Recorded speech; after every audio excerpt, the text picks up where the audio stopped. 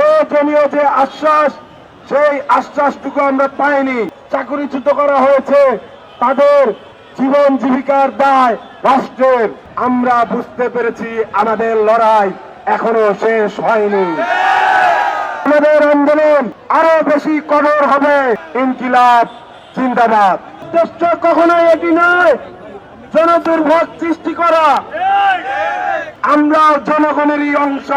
সরকারের যে সিদ্ধান্ত, বিচার বিভাগের যে প্রশাসন, আমরা দেখতে পেলাম কালকে রাত 10টার সময় একটি প্রজ্ঞাপনের মাধ্যমে জানানো হলো কোর্ট বসবে কেরানীগঞ্জে, তারপর জানানো হলো কোর্ট বসবে বক্সিবাজার। কালকে 24 ঘন্টার মধ্যে এই কোর্ট বসা নিয়ে যে পরিমাণ প্রশাসন আমরা দেখতে পেয়েছি, এর মাধ্যমে প্রমাণিত হয় বাংলাদেশের যে বিচার বিভাগ আছে তা পুরোপুরি সংস্কার করা হয়নি।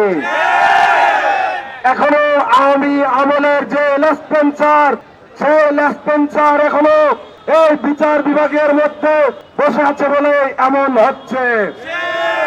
সংগ্রামী ভাই এবং বন্ধুগণ, আপনারা বিগত 2 দিন যাবৎ অক্লান্ত পরিশ্রম করছেন। আপনারা বাংলাদেশের বিভিন্ন প্রান্ত থেকে ছুটে এসেছেন নিজেদের ন্যায্য অধিকার ফিরে পাওয়ার জন্য।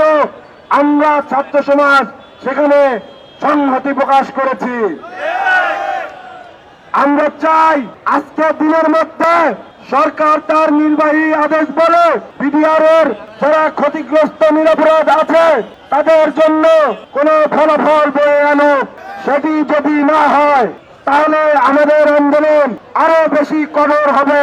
আমরা শাহবাগ পর্যন্ত এসেছি, আমাদের ইচ্ছা নেই এর চেয়ে বেশি সামনে যাওয়ার, কিন্তু আমাদেরকে বাধ্য করবেন না।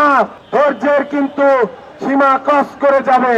সংগ্রামী ভাই এবং বন্ধুগণ, কালকে আমরা বিডিআর এবং ক্ষতিগ্রস্ত বিডিআর সদস্যদেরকে নিয়ে এবং ছাত্রদের প্রতিনিধি নিয়ে 9 সদস্যের একটি প্রতিনিধি দল মাননীয় প্রধান উপদেষ্টার কার্যালয় তার বাসভবনে গিয়েছিলাম, কিন্তু প্রয়োজনীয় যে আশ্বাস, সেই আশ্বাসটুকু আমরা পাইনি।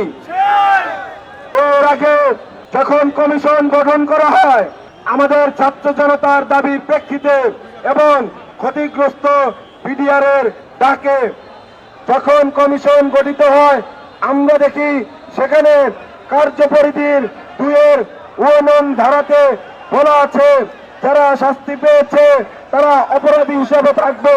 তাহলে আপনারা যে নতুন করে তদন্ত করবেন তার অর্থ কি? আমরা বলতে চাই এই বিডিআর যারা 18,519 জন সদস্যকে তাৎক্ষণিকভাবে চাকরিচ্যুত করা হয়েছে, তাদের জীবন জীবিকার দায় রাষ্ট্রের।